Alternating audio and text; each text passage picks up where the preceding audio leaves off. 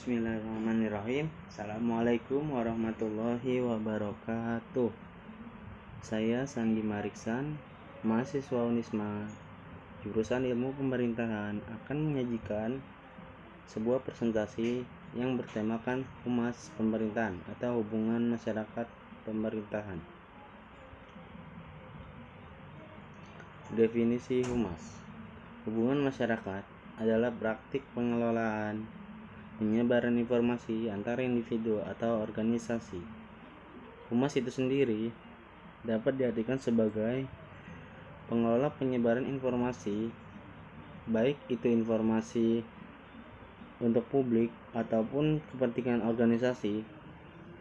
Yang terpenting adalah informasi untuk disebarkan kepada publik.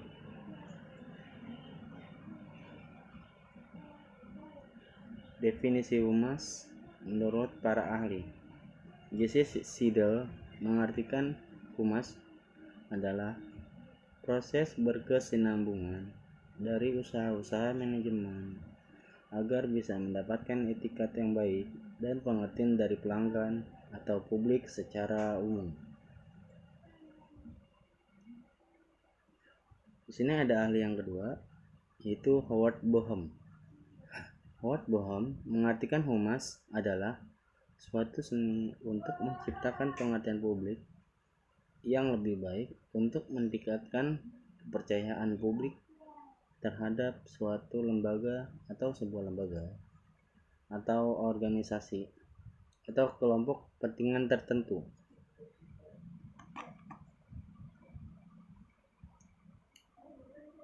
Fungsi humas menurut para ahli. Edward L. Bernay menyebutkan ada 3 fungsi humas. Yang pertama, memberikan penerangan kepada masyarakat. Memberikan penerangan kepada masyarakat ini diartikan bahwa penerangan-penerangan yang diberikan oleh humas haruslah menyajikan sebuah informasi yang detail, akurat, dan terpercaya yang menguntungkan bagi organisasi tersebut. Yang kedua, melakukan persuasi untuk mengubah sikap dan perbuatan secara langsung. Yang ketiga, berupaya untuk mengintegrasikan sikap dan perbuatan suatu badan atau lembaga supaya dengan sikap dan perbuatan masyarakat atau sebaliknya.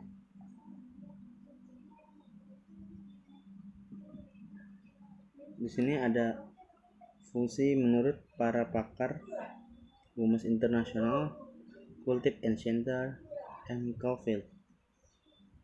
Di sini ada 4 ya. Yang pertama, menunjang aktivitas utama manajemen dalam mencapai tujuan bersama. Fungsi ini melekat pada manajemen lembaga atau organisasi.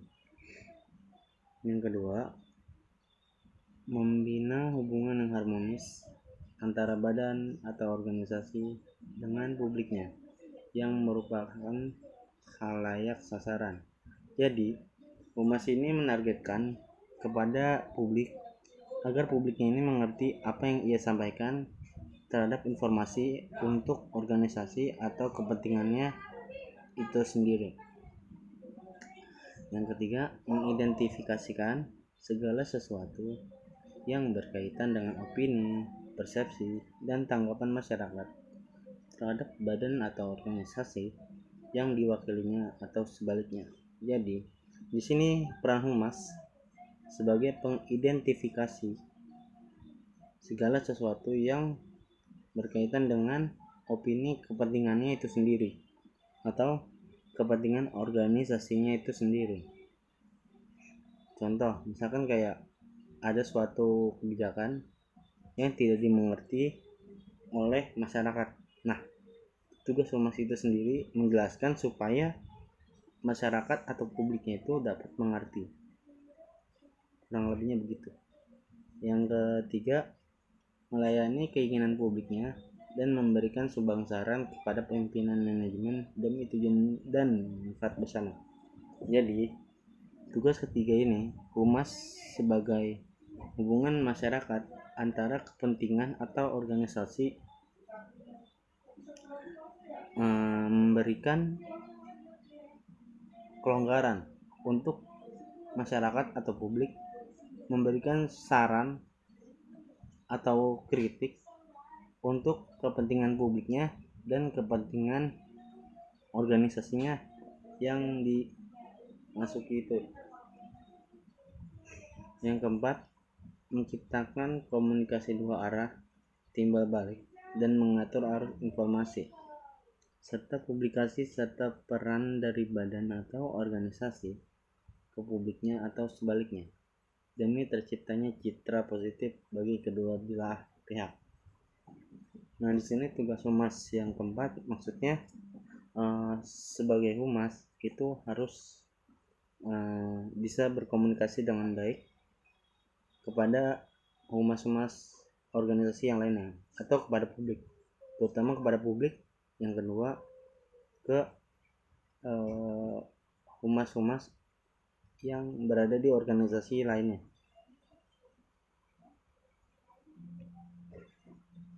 Aspek pendekatan atau strategi humas. Yang pertama ada strategi operasional.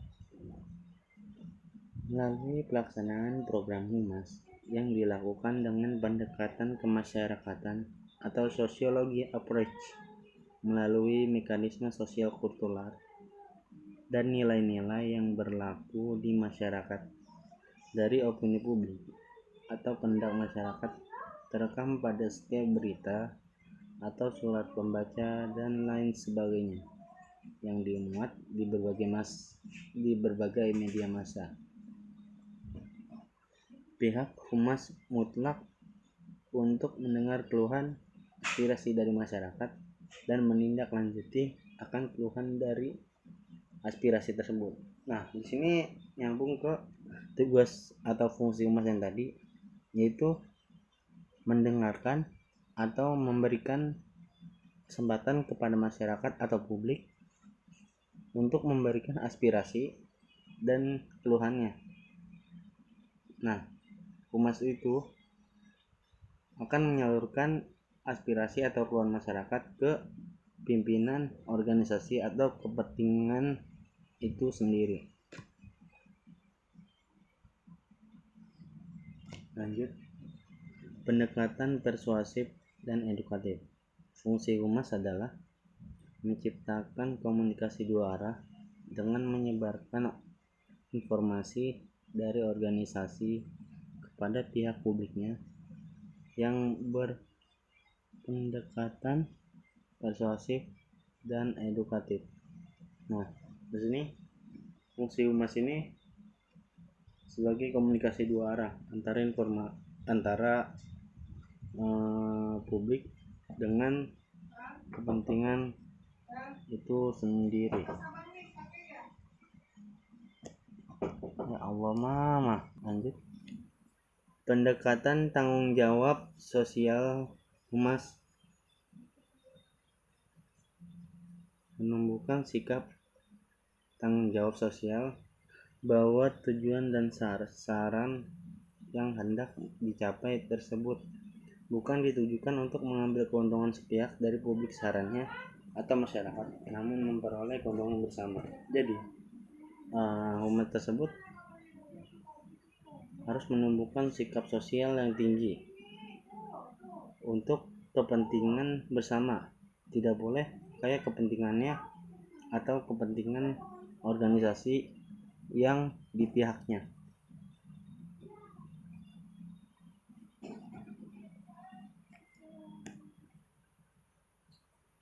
Selanjutnya, pendekatan kerjasama berupaya membina hubungan yang harmonis antara organisasi dengan berbagai kalangan, baik hubungan ke dalam intern maupun hubungan keluar, external relation. Untuk meningkatkan kerjasama, humas berkewajiban memasyarakatkan misi instansi yang diwakilinya agar diterima oleh atau mendapat dukungan dari masyarakatnya tersebut. Hal ini dilakukan dalam rangka menyelenggarakan hubungan baik dan dengan publiknya. Communication relation, dan untuk memperoleh opini publik serta perubahan sikap yang positif bagi kedua belah pihak. Mutual understanding. Pendekatan koordinatif dan integratif untuk memperluas peranan di suatu masyarakat, maka fungsi humas dalam arti sempit hanya mewakili lembaga atau institusinya, tetapi peranannya yang lebih luas adalah berpartisipasi dalam menunjang program pembangunan dan ketahanan nasional di bidang politik, ekonomi, sosial budaya, dan Hamkamnas.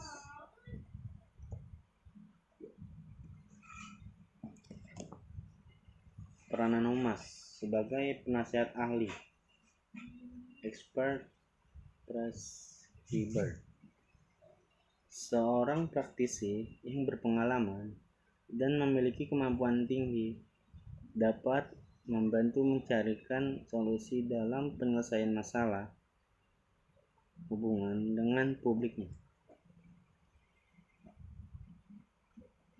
Fasilitator komunikasi atau communication facilitator. Dalam hal ini, praktisi bertindak sebagai komunikator atau mediator untuk membantu pihak manajemen dalam hal untuk mendengar apa yang diharapkan dan diinginkan oleh publiknya. Di pihak lain, dia juga dituntut mampu menjelaskan keinginan, kebijakan, dan harapan organisasi kepada pihak publiknya, sehingga dengan komunikasi timbal balik dapat tercipta saling pengertian, mempercayai, menghargai, mendukung, dan toleransi yang baik dari kedua belah pihak. Terus, fasilitator proses pemecahan masalah atau problem solving proses fasilitator.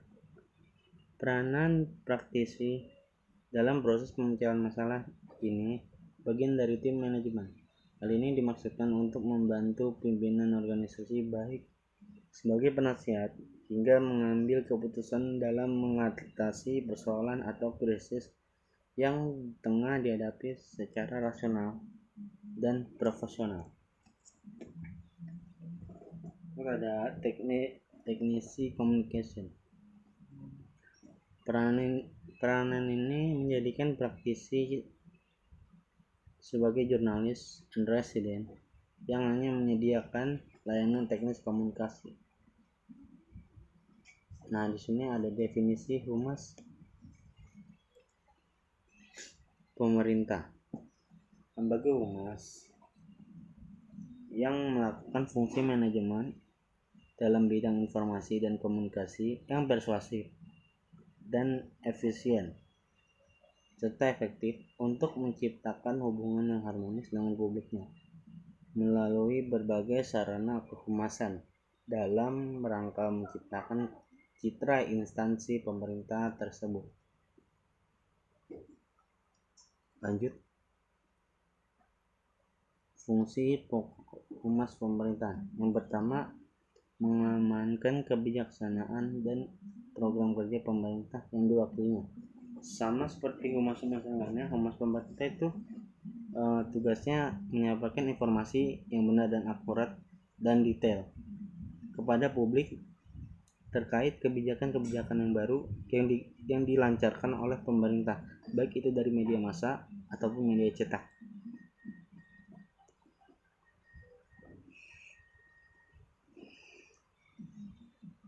Yang kedua, memberikan pelayanan menyebarluaskan pesan-pesan dan informasi mengenai kebijaksanaan hingga mampu mensosialisasikan program pembangunan baik secara nasional maupun daerah kepada masyarakat.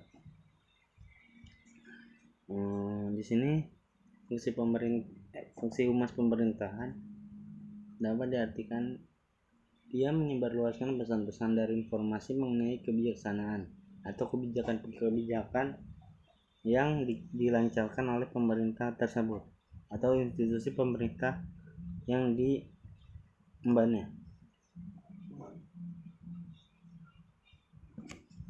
Menjadi komunikator sekaligus mediator yang menjadi proaktif dalam upaya menjembatani kepentingan instansi pemerintah di satu pihak dan menampung aspirasi atau opini publik, serta memperhatikan keinginan-keinginan masyarakat di lain pihak. Contoh kayak misalkan Bawaslu mengeluarkan kebijakan yang dibuatnya. Nah, Humas Bawaslu ini menyebarluaskan kebijakan tersebut kepada publik atau masyarakat, dan pihak humas itu sendiri juga menampung aspirasi atau opini publik untuk memberikan masukan atau opini terhadap Bawaslu tersebut atau kebijakan Bawaslu tersebut. Itu contohnya. Terus selanjutnya berperan serta secara aktif dalam menciptakan iklim yang kondusif dan dinamis demi mengamankan stabilitas dan program pembangunan baik dalam jangka pendek maupun dalam jangka panjang. Lanjut, peran taktis dan strategis kehumasan pemerintahan. Secara taktis, dalam jangka pendek, humas instansi pemerintah berupaya memberikan pesan-pesan atau informasi yang efektif kepada masyarakat khalayak sasarannya. Kemampuan untuk melaksanakan komunikasi yang efektif, memotivasi dan memiliki pengaruh terhadap opini publik sebagai upaya menyamakan persepsi dengan bertujuan dan maksud dari instansi atau lembaga yang bersangkutan. Lanjut,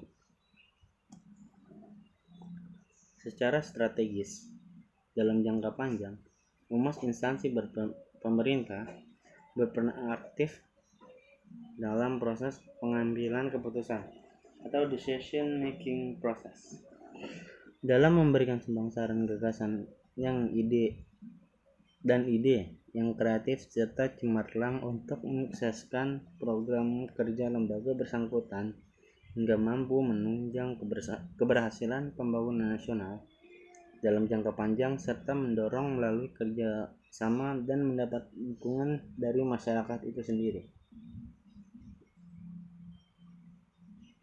Nah, itu saja. Kurang lebihnya mohon maaf. Wassalamualaikum warahmatullahi wabarakatuh.